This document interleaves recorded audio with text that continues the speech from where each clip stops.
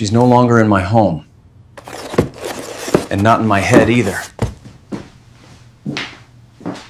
So, are you two still happy after all these years? My cousin Beth asked at the Harper family reunion, her voice carrying that particular tone that suggested she already knew the answer would be complicated. Marta didn't even look up from her potato salad.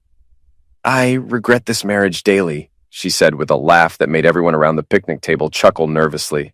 I matched her deadpan delivery perfectly. Me too. That's why I'm ending it. The laughter died instantly. Forks stopped halfway to mouths. Uncle Jerry's beer can froze at his lips. What? Marta's head snapped up, her perfectly styled blonde hair catching the afternoon sunlight. You heard me? I stood up, brushing crumbs off my khakis. I'm done pretending this works. The silence stretched like taffy until little cousin Emma started crying, probably sensing the adult tension.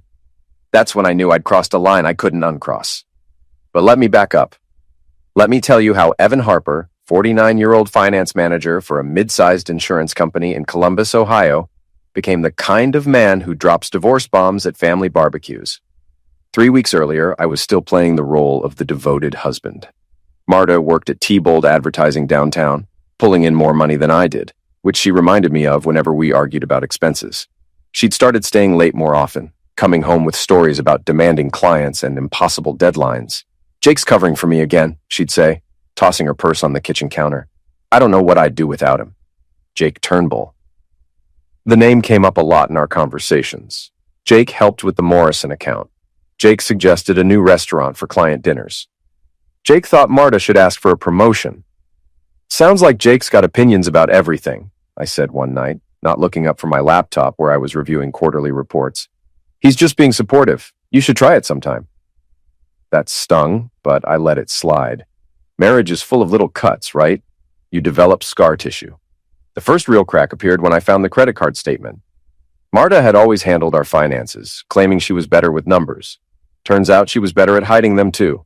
Victoria's Secret, $347. A spa day package, $520. Dinner at Marcello's, $180. I'd never been to Marcello's. Heck, I'd never even heard of it. Marta, I called from the kitchen table, statement in hand. What's this charge from last Tuesday? She appeared in the doorway, still in her work clothes, looking annoyed. What charge? Marcello's, $180. Client dinner, the Hendersons? They wanted somewhere upscale. Both of them? What? Mr. and Mrs. Henderson. Both of them were there? She paused just long enough for me to notice. Of course. Why would you ask that? I didn't answer, but I started paying attention. Really paying attention. Marta's sister Victoria came to visit the following weekend.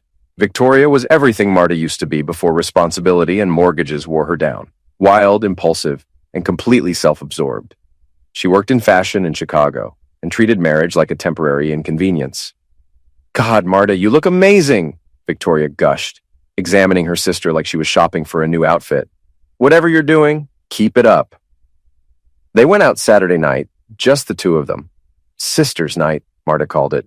They didn't get home until 3 a.m, giggling like teenagers and trying to shush each other as they stumbled through the front door. I pretended to be asleep when Marta slipped into bed, reeking of cigarettes and some cologne I didn't recognize. She never smoked. I used to like that about her. Sunday morning, Victoria made coffee and started talking about some guy she'd met at the bar. He was so into you, Marta. I mean, completely smitten. Vic, stop. Marta shot a glance toward me, but I was hidden behind my newspaper, listening to every word. I'm just saying, it's nice to see you having fun again. You've been so what? So married. They both laughed, but it wasn't the comfortable laugh of an inside joke. It was the nervous laugh of women sharing a secret they shouldn't be sharing. That's when I decided to do some detective work. I started small, checked our phone records online. We had a family plan, so I could see everything. Marta had been texting someone with a 614 number about 50 times a day for the past 2 months. The number wasn't saved in her contacts, which meant she was being careful. A reverse lookup told me it belonged to Jake Turnbull, 50 texts a day, to her coworker, who was covering for her. I felt like an idiot, a 49-year-old idiot who'd been played by the oldest trick in the book. But I needed proof, real proof, not just suspicious phone records and mysterious credit card charges. The opportunity came when Marta announced she was going to a weekend conference in Cleveland. Team building, she explained. Jake's going too, along with most of the senior staff. Sounds expensive. The company's paying. It's at some resort on Lake Erie. I nodded and smiled and kissed her goodbye Friday morning like the trusting husband I was supposed to be. Then I called in sick and started my own weekend plans. Finding the resort wasn't hard. There were only 3 upscale places on Lake Erie that hosted corporate events. The second one I called confirmed they had a T-Bold advertising group checked in. The drive to Cleveland took 2 hours. I spent the time rehearsing what I'd say if I got caught, but mostly I just felt sick to my stomach. Part of me hoped I was wrong. Part of me hoped I'd find Marta in some boring conference room learning about market demographics and team synergy. I should have known better. The Shoreline Resort wasn't the kind of place you went for corporate team building. It was the kind of place you went when you wanted to impress someone you were sleeping with. Valet parking, marble lobby, the whole 9 yards. I parked across the street at a gas station and tried to figure out my next move. Walking into the lobby and asking for Marta Harper's room seemed like a good way to blow my cover before I learned anything useful. That's when I saw them. Marta and Jake emerged from the resort's main entrance, but they weren't dressed for business meetings. She wore a sundress I'd never seen before, something flowing and expensive looking. He had his hand on her lower back, guiding her toward a black BMW in the valet area. I followed them at a distance, my hands shaking on the steering wheel. They drove north along the lake for about 10 minutes before turning into a private drive marked with a discreet sign. Mills Lake Estate, private property. The estate sat on about 20 acres of prime lakefront, hidden behind tall pine trees and a stone wall that probably cost more than my annual salary. I parked on the road and walked along the perimeter until I found a spot where I could climb over without being seen. My plan was simple. Get close enough to see what was really going on, take some photos with my phone, and get out. What I found was worse than I'd imagined. The main house was a sprawling modern thing, all glass and steel, with a deck that stretched out over the water. There had to be 30 people there, and none of them looked like they were discussing quarterly projections. I crept through the trees until I could see the deck clearly. Marta was there, laughing at something a man in a polo shirt was saying. Not Jake. Someone else entirely. Victoria was there too, which explained how this whole thing had gotten started, but it was what I saw next that made my stomach drop. Marta kissed the polo shirt guy. Not a friendly peck, but a full-on hands in his hair. This is definitely not my husband kiss. I fumbled for my phone, trying to get the camera app open without taking my eyes off the scene. That's when I heard the footsteps behind me. Hey, what the heck are you doing? I spun around to find a security guard, probably 6'4" and built like he spent his off hours throwing people out of bars. You were just trespassing on private property. He had a radio in one hand and was reaching for it with the other. Stay right there. I ran. I'm not proud of it, but I ran like my life depended on it. Through the trees, over fallen logs, branches whipping at my face while the security guard crashed through the underbrush behind me, shouting into his radio. I made it to the wall and scrambled over, tearing my shirt on the stone and probably looking like I'd been attacked by a very angry cat. My car was 50 yards away, and I could hear more voices coming from the estate. I drove back to Columbus in a daze, my mind racing faster than my Honda Civic ever could. Marta wasn't just cheating. She was part of some kind of lifestyle I didn't even understand, with people who had enough money to rent entire estates for weekend parties. And Victoria was the one who'd introduced her to it.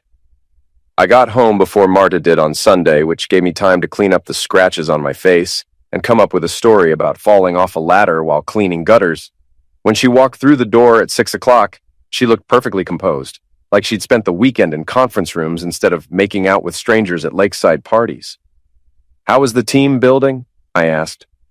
Boring, she said without missing a beat. Lots of PowerPoint presentations and trust exercises. Jake says hi. That's nice of him. She went upstairs to shower and I sat in my kitchen, staring at the blurry photos on my phone. They weren't great evidence, too far away, not clear enough to prove anything in court, but they were enough to confirm what I already knew. My marriage was over. Had been over for months, probably. I was just the last one to find out. The question now was what to do about it. I could confront her directly, but that would just lead to denials and gaslighting. I could file for divorce quietly, but that felt like letting her win. She'd already humiliated me by carrying on this affair right under my nose. The least I could do was return the favor. That's when I remembered something Victoria had said during her visit. "It's nice to see you having fun again." Again. Like this wasn't the first time. I spent the next week digging deeper. Bank records, phone logs, social media posts. Marta had been very careful, but Victoria hadn't. Her Instagram was full of photos from parties and events, and if you looked closely, you could spot Marta in the background of several shots from the past few months, always with different men, always looking like she was having the time of her life. The final piece fell into place when I found the pregnancy test. It was hidden in the back of Marta's underwear drawer, wrapped in tissue paper like some kind of precious artifact. 2 pink lines, clear as day. We hadn't had love in 3 months. I sat on our bed, holding the test in my trembling hands, and felt something shift inside me. The hurt and confusion crystallized into something much more focused. Anger. Pure, clean, righteous anger. Marta had made her choice. Now it was time for me to make mine. The Harper family reunion continued around us, but the festive atmosphere had died completely. My announcement hung in the air like smoke from a house fire. Impossible to ignore and getting worse by the minute. "Evan, what are you talking about?" Marta's voice had gone up an octave, the way it did when she was trying to control a situation that was slipping away from her. "I think you know exactly what I'm talking about." I looked around the table at my relatives, all of them frozen with forks halfway to their mouths. "But since we're all family here, why don't you tell everyone about Jake?" Uncle Jerry set down his beer. "Maybe we should—" "No, Jerry, let's not." I kept my eyes on Marta. "Let's talk about how my wife has been spending her evenings, and weekends, and probably lunch hours." Marta's face had gone pale, but Victoria was turning red. "You don't know what you're talking about, Evan. You're embarrassing yourself." "Am I?" I pulled out my phone and scrolled to one of the photos I'd taken at the lake house. It was blurry, but you could clearly see Marta in her sundress, very close to a man who definitely wasn't me. Because I think the only embarrassing thing here is how long it took me to figure it out. "You followed me?" Marta's voice was barely a whisper. "I followed my wife to what I thought was a business conference. Imagine my surprise when I found a party instead." Victoria stood up abruptly, her chair scraping against the concrete patio. "This is ridiculous. Marta, you don't have to listen to this." "Sit down, Victoria." The steel in my voice surprised even me. "You're the one who got her into this mess, so you get to watch me clean it up. Evan, please." Marta reached across the table, but I pulled my hand away. "Can we talk about this privately?" "Privately? Like you've been talking to Jake privately, or like you've been talking to Polo Shirt Guy privately?" "Who?" "The guy from last weekend. The one you were kissing on the deck while your husband was at home, thinking you were learning about market demographics." The silence was deafening. Even the kids had stopped playing in the yard, sensing that something important and terrible was happening at the adults' table. My cousin Beth cleared her throat. "Maybe we should give you two some space." "No." I looked around the table at faces I'd known my whole life. These people deserve to know what kind of person they've been welcoming into their family for 15 years. Marta finally found her voice. "Stop it. You're being cruel." "Cruel?" I laughed, and it sounded bitter even to me. "Marta, I found the pregnancy test." The words hit the table like a bomb. Victoria actually gasped. Uncle Jerry's beer can slipped from his fingers and clattered onto his plate. "What pregnancy test?" Beth asked, looking between us. Marta's mouth opened and closed like a fish pulled from water. No sound came out. "The one hidden in her underwear drawer," I continued. 2 pink lines. "Very exciting news. Except we haven't had love since March." "Oh my God," Aunt Linda whispered. "So congratulations, everyone. Marta's pregnant, just not with my baby." Victoria slammed her palm on the table. "You bastard. You complete bastard." "I'm the bastard?" I stood up, my chair falling backward. "I'm not the one who's been screwing around for months. I'm not the one who brought my sister to partner swapping parties. And I'm sure as heck not the one who got pregnant by some random guy at a lake house." "It's not random," Marta said quietly. The admission hung in the air like a confession. "What?" I leaned forward. It's not random. It's Jake's."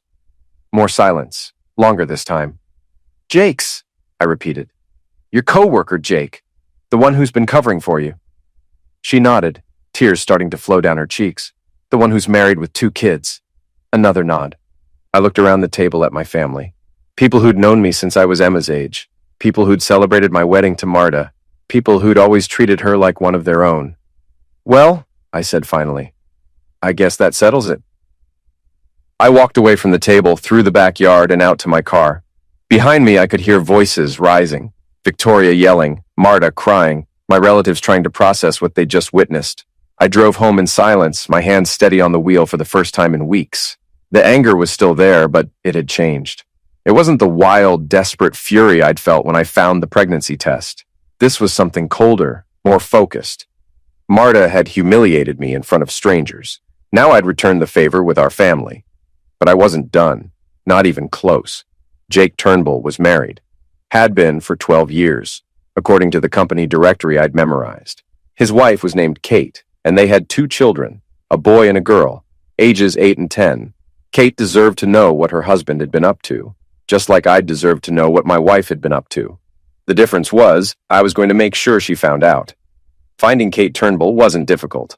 People put their entire lives on social media these days, and Jake's wife was no exception. Her Facebook page was a catalog of suburban motherhood school events, family vacations, dinner parties with other couples who looked just like them. She worked part-time as a dental hygienist and volunteered at her kids' school. Her profile picture showed her with Jake at what looked like a company Christmas party, both of them smiling like they didn't have a care in the world. I felt sorry for her. She had no idea what was coming, but she deserved the truth, just like I had. I drove to Cleveland on a Wednesday morning, calling in sick again. Kate worked at a dental practice in Westlake, according to her LinkedIn profile. I waited in the parking lot until lunchtime, then followed her to a sandwich shop 2 blocks away. She was smaller than I'd expected, maybe 5'3" with brown hair pulled back in a ponytail and scrubs decorated with cartoon teeth. She looked tired, the way parents of young children always look tired. I approached her table while she was checking her phone. "Excuse me, are you Kate Turnbull?" She looked up, confused but not alarmed. "Yes?" "My name is Evan Harper. I think we need to talk about our spouses." The confusion deepened. "I'm sorry, do we know each other?" I sat down across from her without being invited. "My wife works with your husband at T-Bold Advertising, Marta Harper." Recognition flickered across her face. "Oh, Jake mentions Marta sometimes? You're her husband?" "I am, or I was. It's complicated." Kate set down her phone, giving me her full attention. Something in my tone must have warned her that this wasn't a social call. "What's going on?" I pulled out my phone and showed her the photos from the lake house. They were still blurry, but clear enough to show Marta and Jake together, his hand on her back, both of them looking very comfortable with each other. "These were taken last weekend at a resort in Cleveland. Jake told you he was at a company conference, right?" Kate stared at the photos, her sandwich forgotten. Yes, team building. There was no conference, just a party. A very private party." I swiped to the next photo, showing Marta kissing the other man while Jake watched from nearby. "Your husband has been having an affair with my wife for at least 3 months. Probably longer." Kate's face went through a series of expressions: confusion, disbelief, recognition, and finally, devastation. She understood what she was seeing. "No," she whispered. "Jake wouldn't. We've been together since college. We have children." "I know, I'm sorry." I pulled out a manila envelope I'd prepared and set it on the table between us.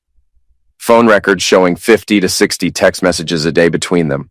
Credit card receipts from restaurants and hotels, a pregnancy test I found in my wife's drawer. Kate's hand flew to her mouth. "Pregnant? She's carrying Jake's baby. Maybe babies. She mentioned twins at our family reunion." The color drained from Kate's face completely. She looked like she might pass out. "I know this is a shock," I continued. "It was for me too, but I thought you deserved to know the truth." Kate opened the envelope with shaking hands and spread the contents across the table. Phone records, credit card statements, printed emails I'd recovered from Marta's laptop. I'd been thorough. "How long have you known?" she asked, without looking up. "I started suspecting 3 weeks ago. Got confirmation at the reunion on Sunday when Marta admitted it in front of our entire family." "She admitted it? In public?" "She didn't have much choice. I made it clear the conversation was happening whether she participated or not." Kate was quiet for a long time, studying the evidence. When she finally looked up, her eyes were red, but dry. "What do you want from me?" "Nothing. I just thought you should know." "Bees." Her voice was stronger now, with an edge I hadn't expected. Nobody drives 2 hours to deliver news like this without wanting something. What is it? I respected her directness. I want Jake to face consequences for what he's done, the same way Marta is facing consequences. And you think I'm going to help you get revenge on my husband? I think you're going to do whatever you think is best for you and your children. But yes, I hope that involves making Jake's life as complicated as he's made ours. Kate gathered up the papers and photos, stuffing them back into the envelope. I need to think about this. Of course. Take all the time you need. I stood to leave, then paused. Kate, for what it's worth, I really am sorry. You seem like a good person. You don't deserve this. Neither did you, she said quietly. I drove back to Columbus feeling like I'd lit a very long fuse. Now all I had to do was wait for the explosion. I didn't have to wait long. Jake called me at work the next morning, his voice tight with panic. What the heck did you do? Good morning to you too, Jake. How's the weather in Cleveland? You son of a witch. You went to see Kate. I did. Lovely woman. You're a lucky man. She threw me out. I'm staying at a hotel. That's unfortunate. Maybe you should have thought about that before you got my wife pregnant. There was a long pause. When Jake spoke again, his voice was different. Desperate. Look, Evan, I know you're angry, but this doesn't have to get ugly. We can work something out. Work something out? Like what? I'll end things with Marta. Clean break. You never hear from me again. Too late for that, don't you think? She's having your baby. We don't know that for sure. She seemed pretty sure at the family reunion. Another pause. What do you want? I want you to experience exactly what I experienced. The humiliation, the betrayal, the moment when you realize everyone around you knows something you don't. I get it, okay? You're pissed. But Kate didn't do anything wrong. Neither did my kids. You should have thought about that before you started screwing my wife. I hung up and went back to my quarterly reports, feeling better than I had in months. But I wasn't done with Jake Turnbull, not by a long shot. Kate Turnbull turned out to be a woman of action. By Friday afternoon, half of Cleveland knew about Jake's affair, and by Monday morning, the news had spread to Columbus. It started with Kate showing up at T-Bold Advertising's main office with a box of Jake's belongings and a very loud voice. According to my source, Marta's former friend, Jennifer, who called me with barely concealed glee, Kate marched into the lobby and demanded to speak with Jake immediately. She wasn't screaming or crying, Jennifer reported. She was just cold, like ice cold. She had these papers in her hand, and she kept waving them around, talking about evidence and documentation. Jake tried to get Kate to come into a conference room, but she refused. Right there in the lobby, in front of clients and coworkers, she laid out everything. The affair, the pregnancy, the lies about business trips. Then she threw his stuff at him, Jennifer continued, her voice gleeful. Not violently, just methodically. Shirts, ties, that stupid coffee mug he was always drinking from. One item at a time while she talked about how long they'd been married and how he was throwing away his family for a coworker. The whole thing was recorded by someone's phone and posted to social media within hours. By evening, it had been shared hundreds of times. But Kate wasn't finished. She'd also printed out copies of all the evidence I'd given her and distributed them to Jake's friends, neighbors, and coworkers. Phone records, hotel receipts, even screenshots of text messages she'd found on Jake's phone after confronting him. Jake's reputation was in ruins. His boss called him into a meeting about maintaining professional standards. His neighbors stopped waving when he drove by. His kids' friends' parents started asking awkward questions at school pickup. The best part was that none of it was illegal or even unethical. Kate was simply telling the truth to people who deserved to know it. Meanwhile, Marta was dealing with her own fallout. Our mutual friends had started choosing sides, and most of them weren't choosing hers. The Harper family had always been close-knit, and my cousins and aunts and uncles were not taking kindly to someone who'd humiliated one of their own at a family gathering. Marta's parents called her, demanding explanations. Her coworkers started treating her differently. Even Victoria had gone quiet, probably realizing that her role in encouraging Marta's affair wasn't going to stay secret much longer. But the real blow came when Marta tried to reconcile with Jake. According to Jennifer, who was proving to be an excellent source of gossip, Marta had driven to Cleveland to see Jake at his hotel. She'd apparently convinced herself that they could weather this storm together, maybe even start a new life somewhere else. Jake had other ideas. He told her it was over, Jennifer reported during one of our coffee meetings. Said he couldn't lose his kids over this, and if he had any chance of getting Kate back, he needed to cut all ties with Marta immediately. How do you know all this? Marta called me crying. She wanted someone to feel sorry for her, I guess. Wrong number. Jennifer had been friends with both of us for years, but she'd made her position clear after the reunion. I always liked you better anyway, she told me. Marta was getting too full of herself. The pregnancy complicated everything, of course. Jake couldn't completely disappear while Marta was carrying his child, but he could make it clear that he wanted nothing to do with her beyond basic parental responsibilities, which left Marta alone, pregnant, and facing the collapse of everything she'd built. I almost felt sorry for her. Almost. But then I remembered the months of lies, the secret phone calls, the way she'd looked at me like I was an idiot while she was planning her next rendezvous with Jake. My sympathy evaporated pretty quickly. The divorce proceedings started in earnest. I'd hired a good lawyer, not the most expensive one in town, but someone with a reputation for being thorough and aggressive when necessary.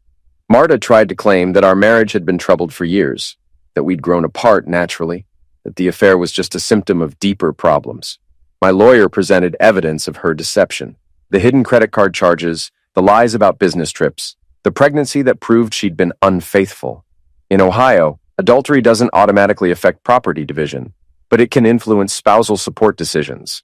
And when one spouse has been systematically lying and hiding assets, judges tend to take a dim view of their credibility. Marta's lawyer advised her to settle quickly and quietly, but I wasn't interested in quiet anymore. I want this to go to trial, I told my lawyer. Evan, that's expensive and time-consuming. We can get you a good settlement without...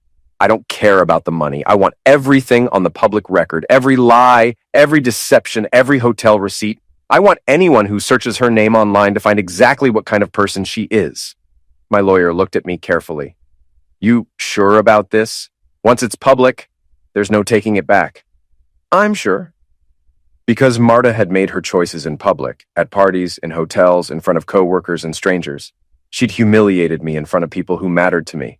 Now it was her turn. The trial was scheduled for a rainy Thursday in October, but the final confrontation came 3 days earlier when Jake made one last desperate attempt to salvage his situation. I was working late at the office, trying to finish the quarterly reports that had been neglected during all the drama, when security called to tell me I had a visitor in the lobby. Jake Turnbull looked like heck. His usually perfect hair was disheveled, his shirt was wrinkled, and he had the hollow-eyed look of someone who hadn't been sleeping much. "We need to talk," he said without preamble. "No, we don't. 5 minutes, please." I looked at him for a long moment, then nodded toward the conference room. 5 minutes. Jake closed the door behind us and immediately started pacing. "This has gone too far, Evan. Way too far." "Has it?" "Kate filed for divorce. She's asking for full custody of the kids. My lawyer says she's got a good case because of the adultery evidence." "That's unfortunate." "My boss is talking about reassigning me to the Detroit office, basically exiling me until this all blows over. Sounds like consequences." Jake stopped pacing and faced me directly. "What do you want? Money? I'll pay you whatever you think this is worth. Just make it stop." "Make what stop?" "The public humiliation, the character assassination, the systematic destruction of my life." I almost laughed. "Jake, I haven't destroyed anything. I just told people the truth. You orchestrated this whole thing. Getting Kate involved, feeding information to Marta's friends, pushing for a public trial instead of a quiet settlement. Guilty as charged. Why? What's the point? You've already won. Marta's miserable. I'm losing everything. Our careers are in ruins. What more do you want?" I leaned back in my chair and studied him. Jake was younger than me, better looking, more successful. The kind of man who'd always gotten what he wanted without having to work too hard for it. "Do you know what the worst part was?" I asked. "What?" "Not the affair itself. Not even the pregnancy. It was the way you both looked at me like I was stupid. Like I was this pathetic, oblivious husband who deserved what was happening to him." Jake's face flushed. "We never..." "You did. Every time Marta came home with another story about Jake this and Jake that, she was laughing at me. Every time you covered for her at work, you were both laughing at the idiot husband who believed your lies. It wasn't like that. It was exactly like that. So now you get to know how it feels." Jake sat down heavily in the chair across from me. "My kids won't even talk to me. Emma? My daughter? She asked Kate if I was a bad person. What am I supposed to say to that?" you could try the truth. The truth? The truth is that I made a mistake. A big, stupid mistake that I regret every day. Do you? Of course I do. Because 3 weeks ago, you were planning to leave Kate for Marta.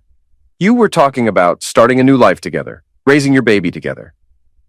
Jake's mouth opened and closed. How do you know that? Because Marta told people. She was excited about it. She thought you were her knight in shining armor come to rescue her from her boring marriage. That was before you realized there would be consequences.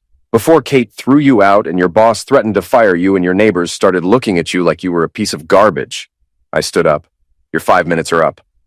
Wait. Jake jumped to his feet. Please. There has to be something I can do to fix this. There is... What? Live with what you've done. Accept the consequences of your choices. Stop trying to minimize the damage and start figuring out how to be a better person. That's it?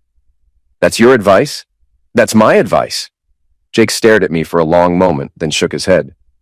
You're enjoying this. I am. That's sick, Evan. That's really sick.